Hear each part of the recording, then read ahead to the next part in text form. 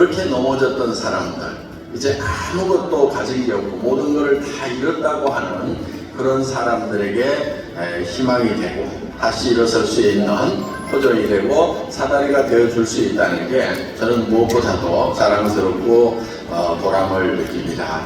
정말 그런 어려운 상황에서 에코미를 만나서 이제 이 터닝 포인트가 된 겁니다. 어쨌든 많은 분들이 성공을 하려고 살고 있습니다. 그런데 대부분이 실패를 합니다. 대개 1%만이 부자가 되더라 하는 거예요. 그리고 나머지 4%의 사람들이 결국 경제 문제를 해결을 했고 나머지 70%의 사람은 일도 없이 돈도 없이 노후를 맞이하게 되더라. 이렇게 많은 사람들이 나름대로 성공하려고 하지만 실패를 하는가? 이유 중에 하나가 뭐냐면은 바로 성공의 법칙을 모른다. 그런데 그 성공의 법칙이라는 것은 이미 정해져 있는 거다. 전국향의 원리와 같이 국적이 정해져 있듯이 이미 정해져 있는 거다. 그래서 성공의 법칙대로 하면은 성공을 하고 그렇게 하지 않으면 성공을 못하더라 하는 거예요.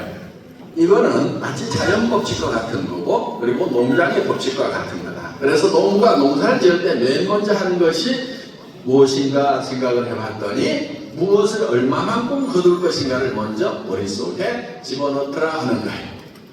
그리고 예를 들어 쌀을 20가마 거둬야 되겠다고 하면은 그 쌀 20가마를 가지고 논의 사이즈도 결정하고 언제 심을 건지도 결정하고 농기구도 그걸로 결정하고 인구의 숫자도 그걸로 결정하고 모든 것을 쌀 20가마를 기준으로 해서 그 쌀 20가마를 가지고 모든 의사결정을 하다. 예를 들어서 땅콩 2가마를 거둬야 되겠다고 하면은 그 땅콩 2가마가 기준이 돼서 어디다 심을 건지 모래밭에다 심어야 되고 몇 평을 심을 건지 언제 심을 건지 언제 거둘 건지 어떻게 농사를 지을 건지가 미리 머릿속에 무엇을 거둘 것인가를 결정하고 그걸 가지고 농사를 짓더라 하는 거예요. 그렇다고 하면 우리 인생 농사를 짓는 사람들도 내가 3년 후에는 5년 후에는 20년 후에는 내 인생의 마지막으로 어떻게 될 것인가를 먼저 머릿속에 집어넣어야 된다 하는 거예요. 그걸 먼저 집어넣어 놓고 그거를 가지고 의사결정을 해야 된다 하는 거예요. 그러면 내 머릿속에 성공한 나의 모습이 들어가 있어야 되는데 그 성공한 모습을 어떻게 그릴 것인가 상당히 복잡하더라 이거예요. 왜 복잡한가 봤더니 사람이 복잡하게 만들어져 있더라. 사람은 육이라는 게 있어요. 육. 그런데 이 육이 전부가 아니에요. 그 안에는 영이라는 게 있어요. 영. 그리고 혼도 있어요. 보통 우리는 영혼 이렇게 같이 묶어서 부르는데 이거는 정확하게 구별이 되는 겁니다. 그리고 우리는 주변 환경이라는 게 있다 하는 거예요. 우리 혼자 살아가는 게 아니에요. 그럼 이 육이라는 것은 뭐냐면은 육은 이 영과 혼이 사는 집입니다. 집. 그런데 이 육이 요구하는 바가 있어요. 건강하게 살아야 돼요. 그 다음에 오래 살아야 돼요. 그리고 풍요롭게 사는 것을 요구를 해요. 그래서 이런 잘 사는 것이 우리 몸이 요구하는 바예요. 보통 영과 혼이 잘 구별이 안 되죠. 그런데 동물은 쉽게 생각하면 동물은 영은 없어요. 혼은 있어요. 이 영에 속하는 것은 양심 같은 거예요. 양심. 그런데 이 영이라는 것은요 자기 마음대로 컨트롤이 잘 안 돼요. 동물 같은 경우에 양심이 없으면 얼마나 좋겠어요. 밤에 가가지고 뭐 훔치려고 그러는데 양심이야 그러지 마 그러니까 손이 달달달 떨리고 한단 말이에요. 그러니까 이 도둑이라는 직업에는 양심이 아주 불편한 존재예요. 그리고 영이라는 것은 시간의 개념입니다. 시간. 그래서 사람은 영혼을 사모하는 마음을 주셨도다 이렇게 돼 있어요. 영혼을 사모하는 마음. 동물은 영혼을 사모하는 마음이 없어요. 사람은 늙으면은 내 인생이 끝나가는구나. 내 인생이라는 것이 무엇일까? 다 고민들을 다 합니다. 안 하는 사람 있으세요? 없는 줄로 합니다. 자, 우리가 영이 있으니까 양심이 있고 시간이 있고 그리고 우리는 사랑하고 사랑받고 싶은 욕구를 가지고 있어요. 자, 우리에게 혼이라는 게 있어요. 이 혼은 감정적인 계획에 들어갑니다. 우리가 희노애락이 있죠. 요게 우리는 평안한 감정을 가지고 살아가고 싶은 거예요. 만약에 남을 미워하고 화가 부글부글 끓은 상태에서 평생을 살다 보면은 정말 재미없는 삶이 될 수가 있다 하는 거예요. 그리고 우리의 혼은 지적 욕구가 있어요. 그래서 미지의 세계에 대해서 배우고 싶은 욕구를 가지고 있다 하는 겁니다. 그리고 우리는 주변 환경에 대해서 자연 환경과 사회적 환경이 있는데 이 환경에 대해서 우리는 공헌하고 싶은 욕구를 가지고 있다 하는 거예요. 그래서 우리는 주변에 이로움을 끼치는 그런 공헌하는 삶을 살아야 된다 하는 겁니다. 요 네 가지가 골고루 다 만족이 되는 삶의 목표를 우리가 설정을 해야만 성공적인 삶을 살았다고 할 수가 있고 그것이 지금 내 머릿속에 들어와야 되는 거예요. 그래서 내 목표가 균형 잡힌 삶이 되어야 된다는 겁니다. 다 같이 따라서 해보겠습니다. 균형 잡힌 삶.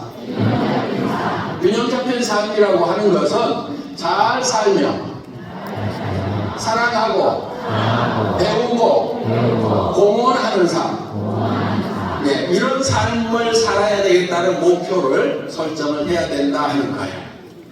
이 네 가지가 각각 떨어져 있는 것이 아니고 사실은 다 이렇게 한데 엉켜 있어요. 자, 내가 반드시 잘 살아야 되는 이유는 사랑하는 사람이 있기 때문에 잘 살아야만 된다 하는 거예요. 저는 저희 집사람을 혹시 사랑해서 결혼을 했어요. 한 1년을 쫓아다녔어요. 잘 살아왔어요. 그런대로 잘 살아오다가 제가 월급쟁이 17년을 하고 나왔어요. 왜 나왔냐면은 노후대책이 안 서는 거예요. 그래서 이제 그 당시에 바람이 불던 IT 벤처 쪽에 사업을 시작을 했습니다. 문제가 하나 있었어요. 시대를 너무 앞서갔어요. 그래가지고 한 3년 만에 망했어요. 망했는데 망해도 조금 안 망한 거예요. 그래가지고 이제 집도 날려가고 차도 날려가고 이제 월세 50만원짜리 이제 월세방 가가지고 한 3년을 거기서 살았어요. 그런데 회사가 망하게 되면은 경영차가 이렇게 깊은 병에 드는 수가 있어요. 그래서 이 간경화도 생기고 당뇨도 굉장히 심해지고 그래서 친구 있는 사가 자기가 못 살리겠다고 큰 병원 가라고 그러더라고요. 이제 월세방에서 이렇게 한 3년을 사는데 저는 일을 하면 안 된대요. 그래서 친구 있는 사보고 야 아직 애들 학교 다니고 그러는데 일을 어떻게 안 해요? 그랬더니 그 친구가 딱 한마디가 아직도 귀에 쟁쟁해요. 야 아무 돈도 못 벌어다 줘도 그래도 아빠가 있는 게 더 나아. 일하지 마 하고 딱 잘라서 얘기하더라고요. 그래서 이제 정말 일을 할 수가 없었고 그러다 보니까 이제 집사람이 50대 여인이 갑자기 사회에 나가면은 딱 벌 수 있는 일거리가 120에서 150 그거 아주 좋은 직장이에요. 그래서 이제 거기서 150 벌어오는 가지고 월세 50만 원 내고 어쩌고 저쩌고 이렇게 사는데 참 기가 막힌 세월을 살았어요. 그런데 문제는 이제 이렇게 경제적으로 어려워지다 보니까 그렇게 좋던 살인데도 찌그덕 이렇게 원정이 생기더라고. 많은 이혼한 사람들이 성격 차이라고 그러는데 뒷조사해 보면 돈 차이예요. 대부분. 네. 돈이 있으면 성격도 좋아지는데요. 그 돈이 없으면 성격이 나빠져요. 혹시 여기 한 달에 2천만 원씩 꼬박꼬박 벌어오는 남편이 있는데 성격이 안 맞아서 내 보내야 되겠다. 그런 분 혹시 계세요? 네, 전혀 없는 걸로 알고 있습니다. 부인이 한 3천만 원씩 벌어오는데 도무지 이런 사고를 못 살겠다고 걷어찰 남자 있으세요? 없는 걸로 알고 있습니다. 예.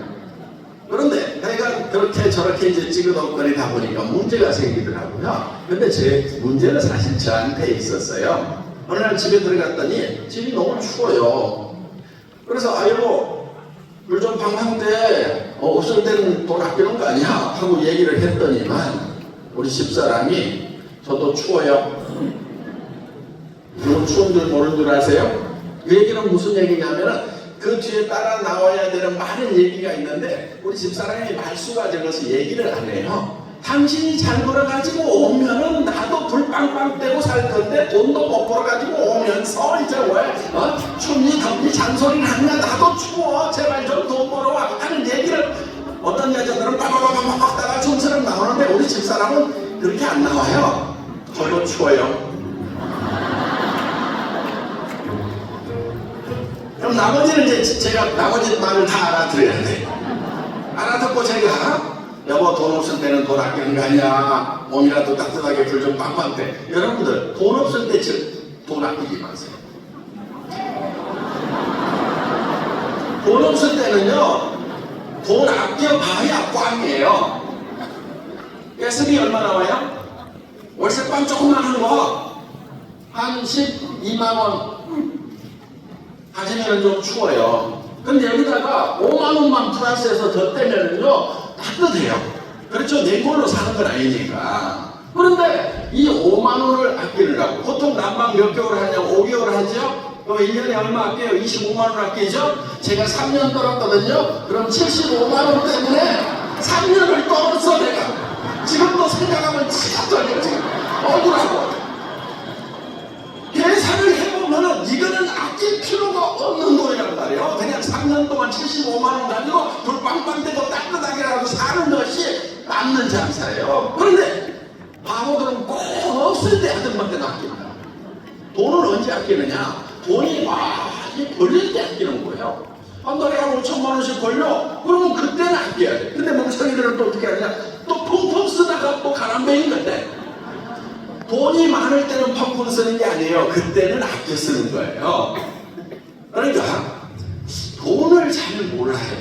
돈은요 되게 이렇게 생각해요. 많이 버는 것은 적게 버는 것보다 힘들다고 생각해요. 그래서 보통 얼마를 벌려고 그러느냐? 300만원에서 700만원 벌었으면 정말 좋겠다 한 달에 이렇게 생각해요. 돈은 많이 벌수록 힘든 게 아니에요. 자, 여기 100만원 버는 사람 있어요? 300만원 버는 사람 있어요? 3천만원 버는 사람 있어요? 한 달에 3억 버는 사람 있어요? 누가 제일 힘들게 돈 벌고 있게요? 100만원 버는 사람이 제일 힘들게 돈 벌고 있어요. 그럼 여러분들은 얼마 벌어야 되겠어요? 그렇죠. 쉬운 돈을 벌어야 되는 거예요 이게. 왜? 큰 돈을 벌고 있는 사람들은 다 물어보세요. 돈 버는 게 어렵냐고. 돈 버는 것처럼 재밌는 게 없다고요. 300만원 700만원 벌려고 하지 말고요 3천만원 7천만원을 벌 생각을 하셔야 돼요. 아셨죠? 네. 그렇게 생각을 하셔야 돼요. 지금 뭐 박수를 치고 있지만 속으로는 아이고 말은 좋다만 나는 300만 벌어서 소원이 없겠다 지금 이러고 있는 거예요 지금. 돈은요 먼저 지출을 결정하는 거예요. 그리고 거기에 맞는 소득을 창출해 나가면 되는 거예요. 그런 사람만이 부자가 돼요. 무슨 얘기냐면 나는 어떻게 지출하고 살겠다 이렇게 쭉 적어보라 이거예요. 여러분 300만원 가지고 절대 답이 안 나와요. 700 가지고도 답이 안 나와요. 사람답게 좀 살려고 하면은 700 가지고도 답 안 나오게 돼 있어요. 자, 평생 나를 위해서 애써주신 부모님 이제 소득이 없어. 보통은 20만원 30만원 용돈 드리고 효도 다 한 것처럼 생각하고 있죠. 20만원 30만원 가지고 어떻게 사냐고 노인네가. 노인네 가지고 돈이 더 들어가요. 300만원을 있어야 돼. 300만원은. 우리가 병원비도 쓰고 옆에 간병인도 하나 두고 부모님들이 달라고 못해요. 달라고 안 해요. 달라고 안 해도 드려야 되는 거예요. 사람 그렇게 살려고 하면. 그러니까 그렇게 좀 적어보세요. 적어보면은요 제법 많은 돈이 있어야 사람 무시를 하게 되겠다. 자, 어떻든 수입에 맞춰가지고 지출하지 말고 지출을 먼저 결정해서 내가 얼마큼 쓰고 살 것인가 하는 것을 결정을 해야 돼요. 그 돈이 좀 많아도 걱정하지 마세요. 돈은 적게 버는 게 힘들어요? 많이 버는 게 힘들어요? 적게 버는 게 힘들잖아요. 그러니까 금액이 많이 나와도 떨지 말고 그냥 나오는 대로 적어보시라 하는 거예요. 자, 어떻든 제가 사랑했던 그 아내하고도 이제 이런 의견 충돌이 생기는 거예요. 여보, 돈 없을 때 돈 아끼는 거 아니야. 펑펑 떼고 살아. 그러니까 속으로 뭐라고 생각하냐면 당신이 그렇게 생각을 하니까 우리가 이 모양으로 꼴이 됐다. 듣기 싫다 이거예요. 그래가지고 찌그덕 어느 날이요. 여보, 우리 애들 학교 졸업하면 헤어집시다. 근데 우리 집사람은요, 빈말을 안 하는 사람. 그 얘기를 듣는 순간에요, 제가 다리에 힘이 촥 빠져가지고 방바닥이 혈썩 주저앉았어요. 그 우리 집사람 다리를 잡고요, 제가 엉엉 울었어요. 울었다는 게 웃어요 지금. 그러면서 여보, 지금 가지마. 당신 지금 나하고 헤어져서 가면은 집도 없고 노후대책도 아무도 없는데 어디 가서 남은 여생을 어떻게 살려고 그러냐고. 여보, 가더라도 내가 집도 사주고 노후대책 자금도 마련해서 통장에 넣어주면은 가더라도 그때가 내가 그때 보내줄 테니까 그때까지만 참고 있어. 그러면서 다리를 잡고 오면 한 20, 30분 울었던 거야. 그랬더니 우리 집사람이요, 아이고 어느 천년에요 그러더라고. 지금은 집도 사줬고요, 집도 엄청 좋은 집 사줬어요. 풍부한 노후자금 통장에 다 넣어줬어요. 그리고 이 돈은 쓰는지 안 쓰는지 내한테 물어볼 필요가 없어, 이렇게 얘기를 해줬거든요. 근데 이제 간다는 말을 안 해요. 정말 그렇게 사랑하던 사람도 경제적인 문제가 깨지고 나니까 사니 못 사니 하는 문제가 생기더라고요. 그러면은 잘 살아야 되는 이유는 우리가 사랑하는 사람이 있기 때문에 이 사랑을 지키기 위해서 반드시 잘 살아야 돼요. 그리고 잘 살려고 하면은 배워야 돼요. 배우면은 어떻게 사랑하는지도 알게, 또 어떻게 돈을 버는지도 알게, 또 우리는 벌어서 또 주변에 공헌도 해야 돼요. 여러분, 주변에 좀 베푸는 데서 정말 보람을 느낄 수 있어요. 저희 회사가요, 맨 처음에는 20만 원 기부하는 것부터 시작했어요. 제 첫 월급이 200만 원일 때 20만 원을 기부를 했어요. 기부를 하려고 그러니까 저도 좀 낯뜨겁더라고요. 그래서 가서 한번 물어보라고 했어요. 학교 가가지고 우리가 당장에는 20만 원밖에 할 형편이 안 되는데 그것도 도움이 되겠냐고. 그러면 하겠다고 그랬더니 20만 원도 도움이 된대요. 왜냐하면 급식비 못 내는 학생들이 있어가지고 몇 사람이 이렇게 도와줄 수 있다는 거예요. 그래서 20만 원 이렇게 시작을 했는데 그 돈이 점점점 커져서 40만 원, 100만 원, 이제 500만 원씩, 1000만 원씩 이렇게 계속 이렇게 커져왔어요. 그래서 우리가 주변 사람을 돕고 살아가야 되는데, 주변 사람을 돕는 것은 부자가 된 다음에 돕겠다고 하면은요, 되게 도울 수가 없어요. 언제 도와야 되느냐? 내가 어려울 때 나보다 더 어려운 사람을 돕는 것부터 사실은 시작을 해야 그 사람이 나중에 돈을 벌어도 도울 수가 있어요. 점점점 범위를 넓혀나가는 거예요. 그래서 이제 여유가 생기면 친구도 돕고 유혹도 돕고 이렇게 해나가는 거예요. 이 네 가지가 한데 어우러지는 데서 진정한 열정이 나온다 하는 겁니다. 자, 그러면은 내가 살고 싶은 삶을 우리 머릿속에 그려내야 돼요. 그런데 이게 단순하지가 않고 복잡하죠. 이 균형 잡힌 삶을 살아가는 내 모습이 머릿속에 그려져야 된다 하는 거예요. 그러니까 이걸 한 편의 영화로 만들 필요가 있어요. 그래서 내가 어떤 집에 살며 어떤 차를 타고 다니고 누구를 도와주고 누구와 식사를 하고 그러면서 내가 어떤 삶을 살아가는가 하는 것이 한 편의 영화처럼 내 머릿속에 들어가야 된다 하는 거예요. 자, 그래서 이제 인생 시나리오를 작성을 하겠습니다. 이거는 내가 살고 싶은 삶이라는 영화를 만드는 거예요. 그래서